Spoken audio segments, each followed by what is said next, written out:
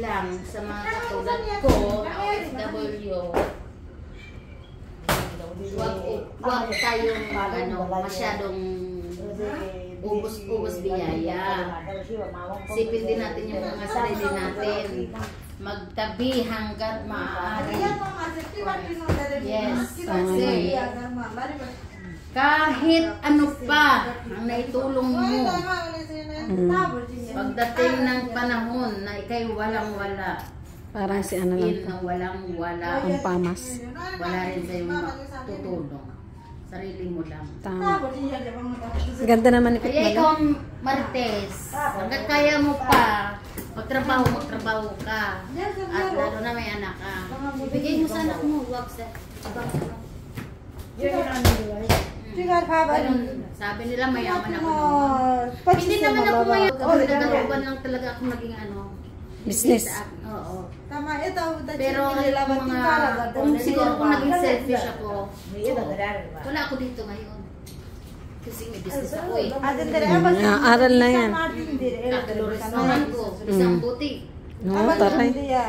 Mayaman pala to si Heidi Ang. Si Andro, mayaya yan. Si Janjan, mas lalo si Janjan. Ha? May yaya yan hanggang college. Talaga? Yes. Totoo pala yung chismis. Mayaman ka. Pero hindi ko lang yan Ba't nawala? Ang masasabi ko sa'yo, ba't nawala yun? Di ba't di mo pinahalagahan yung kayamanan? Hindi naman kasi hiram lang yun eh. Ang akin lang naman sana. Hindi naman ako nagsisina na nawalan ako kasi sinilang naman ako walang-wala eh. So, sanay ako sa hirap. Kumbaga. At saka, yung pinahiram sa akin, marami akong tinatulungan. Okay. Yun ang maganda. Marami kang natulungan. Pero ngayon, ay, sarili sipak. hayaan mo na. Move on na. Okay lang yung Pero Pitmalo. huwag mawala ng pag-asa. Tuloy lang ang buhay.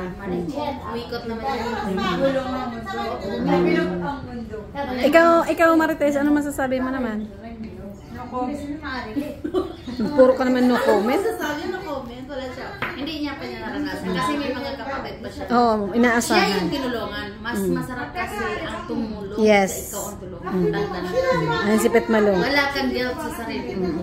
So, ano? Sa ngayon, ang kalagayan mo, ikaw yung tinulungan. Ako kasi, ako ang tumutulong. Ngayon, kailangan ko sana natulong kasi wala talaga natulong. Ano gagawin ko? Pero mas masarap nga yung natulong ka kaysa ikaw ang tinutulong. Pero magtira ka para sa sarili Ano mo. lang nanay tatay mo yan? Tambay. Yung kuya ko, yung pangalan namin, walang trabaho. Tikla, magsalita ka na. Tapos na yung kay Heidi. Ako ay taga-pakinig lamang. Hindi ako taga-komento. Heidi, well, hanggang dito na lamang ang aking vlog. Salamat po sa panonood. Babush.